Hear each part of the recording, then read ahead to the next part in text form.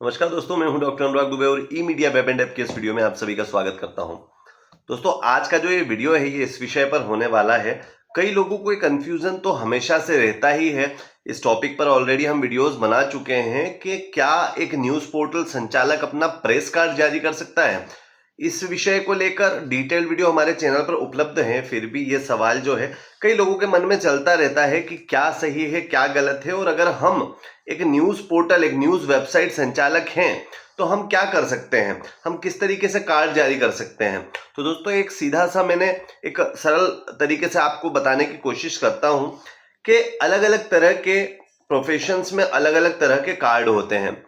जहां बात की जाए सिर्फ जर्नलिज्म की, पत्रकारिता की, तो पत्रकारिता के लिए विशेषकर प्रेस कार्ड होता है। प्रेस कार्ड से आप मार्केट में, फील्ड में जाकर रिपोर्टिंग कर सकते हैं। पर बात आ जाती है लेटेस्ट मीडिया की, न्यू मीडिया की, जिसे कहा जाता है वेब मीडिया। वेब मीडिया के अंतर्गत ऑनलाइन न्यूज रेडियो और न्यूज वेबसाइट शामिल होती हैं। ऑनलाइन मैगजीन्स भी शामिल होती हैं। तो दोस्तों, इनके लिए क्या है, इनके लिए वर्तमान में तो कोई सरकार ने ऐसा विभाग नहीं बनाया है जिसमें इन प्लेटफॉर्म्स का प्रॉपर रजिस्ट्रेशन हो पाए। प्रॉपर मींस जैसे एक न्यूज चैनल जो टीवी पर दिखाया जाता है, जिसे जो इलेक्ट्रॉनिक मीडिया के अंतर्गत आता है, उसका रजिस्ट्रेशन दूरसंचार विभाग में होता है। और जहां बात आ जाती है प्रिंट मीडिया की, तो उसका रजिस्ट्रेशन RA9 मतलब पेपर रजिस्ट्रेशन का जो क्षेत्र है, विभाग है, वहां होता है। उसके लिए RA9 रजिस्ट्रेशन करवाना पड़ता है। बात आ जाती है वेबसाइट्स का, ऑनलाइन रेडियो का, इनका पंजीयन, इनके पंजीयन के लिए कोई व्यवस्थित, वर्तमान तक प्रॉपर व्यवस्थित मीन्स एग्जैक्ट उसी के लिए कोई विभाग वर्तमान तक नहीं बना हुआ है। इसी के चलते कई लोग इसका दुरुपयोग करना शुरू कर दिया था। वो लोग अपने न्यूज वेबसाइट्स, न्यूज पोर्टल और अपने यूट्यूब चैनल को भी वेबसाइट और पोर्टल्स की कैटेगरी में दर्शाकर उन्होंने सेल्फ अपने प्रेस कार्ड जारी कर लिए और अपने टीम मेंबर्स को बांट दिए, जो कि बिल्कुल इलीगल होता है। और ऐसे कई लोगों पे आए दिन कार्रवाइयां होती रहती है, आप भी समाचार पत्र में पढ़ते रहते होंगे। और विशेषकर कोरोना काल के दौरान ऐसे कई सारे यूट्यूबर्स पर जो न्यूज के नाम से चैनल चला रहे थे और प्रेस कार्ड इशू कर हुए थे, उन पे कार्रवाइयां हुई और उन पे अभी भी प्रकरण चल रहे हैं। तो क्या किया जाए, क्या व्यवस्थित तरीका है? व्यवस्थित तरीका है दोस्तों, जैसा कि मैं पूर्व में भी बता चुका हूं, अगर आपने एक टीम बना रखी है, अगर आज हम बात करेंगे विशेषकर न्यूज पोर्टल की। न्यूज पोर्टल मीन्स देखिए, यहां पर भी लोग कंफ्यूज हो जाते हैं। न्यूज पोर्टल को प्रॉपर न्यूज पोर्टल कहा जाता है एक न्यूज वेबसाइट को। न्यूज वेब पोर्टल मतलब न्यूज वेबसाइट। अब वेबसाइट और पोर्टल में जमीन आसमान का अंतर होता है, इसीलिए साधारण भाषा में उसे वेबसाइट कह सकते हैं, पर सही नहीं है वेबसाइट कहना। न्यूज के लिए जो प्लेटफॉर्म तैयार होता है डिजिटल, उसको न्यूज वेब पोर्टल कहा जाता है। पोर्टल का अर्थ होता है द्वार, न्यूज का अर्थ होता है समाचार, समाचार का द्वार। तो दोस्तों, जो आप YouTube यूज करते हैं, ये YouTube सोशल मीडिया के अंतर्गत आता है, ना कि प्रॉपर मीडिया के टाइप के अंतर्गत, जो कि न्यू मीडिया, वेब मीडिया है, उसके अंतर्गत नहीं आता। तो आपका जो प्रॉपर मीडिया का द्वार होगा, समाचार का द्वार होगा, वो होगा जो पत्रकारिता के अंतर्गत जो क्षेत्र आता है। तो उसके लिए क्या है, तो दोस्तों, आप एक कुछ समय पूर्व, 2 से 3 साल पूर्व, एक व्यवस्थित एक रजिस्ट्रेशन होता है भारत सरकार द्वारा, जिसे कहा जाता है उद्योग आधार रजिस्ट्रेशन। ये पूर्व में पहले कहा जाता था उद्योग आधार, वर्तमान में इसका नाम बदलकर उद्यम आधार कर दिया गया है। अब इस उद्यम आधार रजिस्ट्रेशन के अंतर्गत एक वेब पोर्टल का प्रावधान भी है, जिसमें अगर आप अपना वेब पोर्टल संचालित कर रहे हैं न्यूज ब्रॉडकास्टिंग, न्यूज सर्कुलेट करने के लिए, तो वहां पर एक ऑप्शन आता है। कई लोग, अब देखिए, यहां पर मैं कितने सारे ऐसे YouTube चैनल्स के वीडियोस कई सारे लोग मुझे भेजते हैं, मैं भी कई सारे ऐसे वीडियोस देखता रहता हूं। क्या है, किसी चीज को जो दिख रहा है जरूरी नहीं वो क्या है, वो सत्य, उस चीज का मतलब समझना पड़ेगा। उदाहरण के लिए, एक किताब एक बच्चे के सामने रख दी जाए तो वो उसे पढ़कर नहीं समझ सकता, सिर्फ वो कहानियां पढ़ सकता है। उसे समझाने के लिए एक टीचर की आवश्यकता होगी जो उस विषय का ज्ञान रखता है। उसी प्रकार से आपको जो शब्द वहां दिखाई दे रहा है उसका मीनिंग करने के लिए उस फील्ड से जुड़ा हुआ व्यक्ति आपको कोई जानकारी दे पाएगा। अगर उद्यम आधार रजिस्ट्रेशन के अंदर वेब पोर्टल का नाम दिया हुआ है, उसका मतलब कहीं पर यह नहीं लिखा हुआ है कि आपको पत्रकारिता करने की अनुमति मिल जाती है, अधिकार मिल जाता है। वहां सिर्फ वो ऑप्शन इसलिए दिया हुआ है कि यदि भविष्य में न्यूज पोर्टल के लिए कोई योजनाएं, कुछ ऑफर्स आते हैं तो उसका न्यूज पोर्टल संचालकों को लाभ मिल पाए, प्लस सरकार के पास एक जानकारी जा पाए। अगर आप कोई गलत काम नहीं कर रहे हैं, आप अपना काम व्यवस्थित करना चाहते हैं, वर्तमान में कोई विभाग वेब पोर्टल के लिए नहीं है, तो आप वहां पर एंट्री करके गवर्नमेंट की तरफ से एक लेटर प्राप्त कर सकते हैं और अपना काम सुचारू कर सकते हैं। अब दोस्तों यहां पर एक सवाल और खड़ा होता है।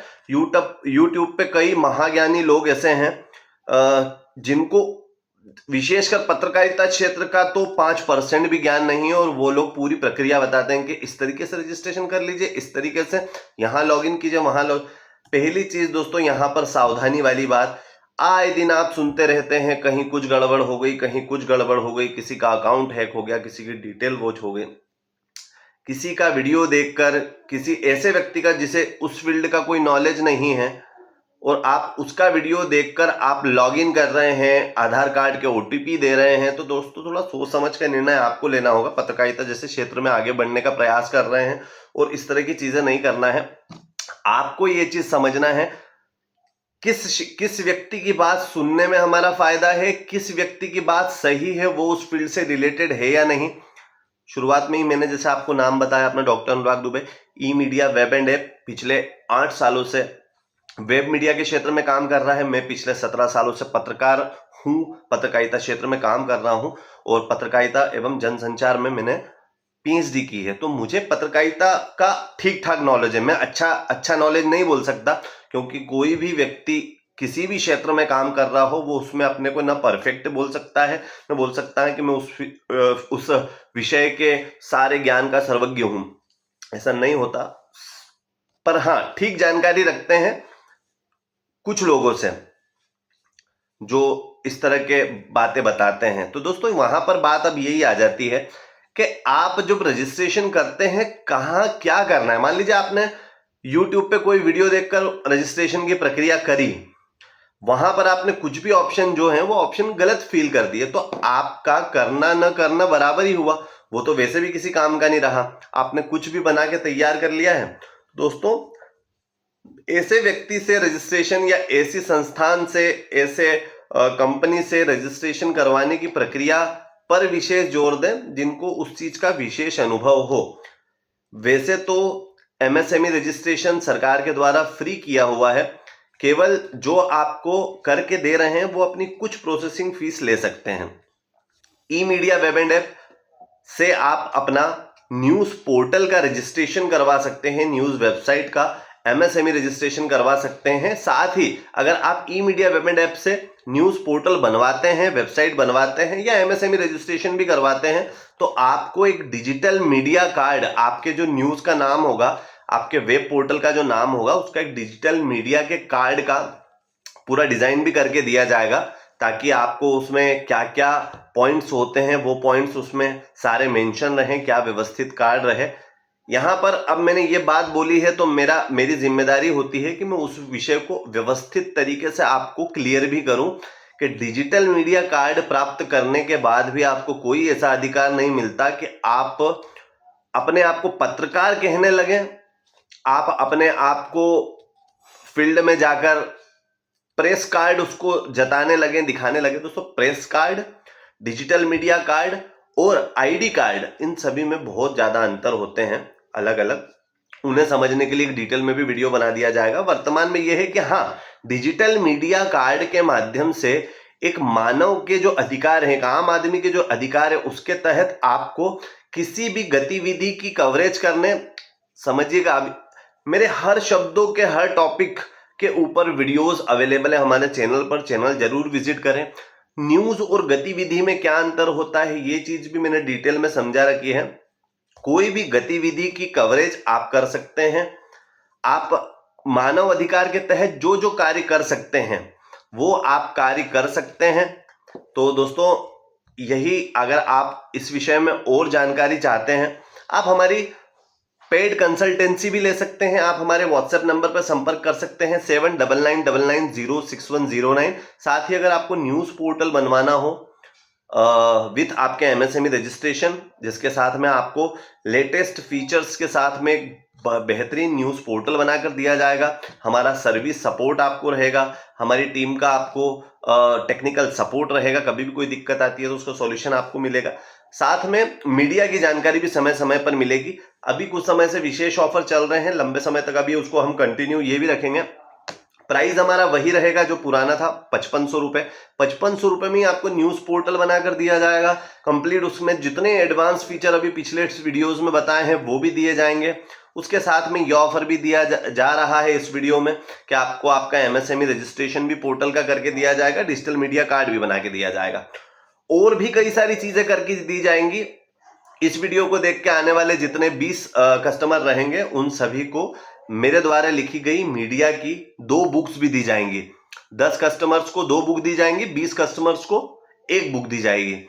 और भी कोई हमसे सिर्फ हमारी मीडिया की बुक परचेस करना चाहता है जिसमें डिजिटल मीडिया के क्या नियम कानून है, किस तरीके से करना चाहिए मीडिया की लगभग सारी बातें जितना हो सके सरल और संक्षिप्त रूप में आप लोगों के लिए मैंने एक बुक लिखी है, तैयार करी है, तो आप वो भी हमसे ले सकते हैं। फिर से एक बार अपना नंबर बता देता हूं 7999906109। आप अपना नाम और अपनी रिक्वायरमेंट लिख के व्हाट्सएप पे मैसेज कर सकते हैं। जरूरी हो तो आप मुझे कॉल भी कर सकते हैं। तब मिलते हैं अगले वीडियो में, तब तक के लिए नमस्कार।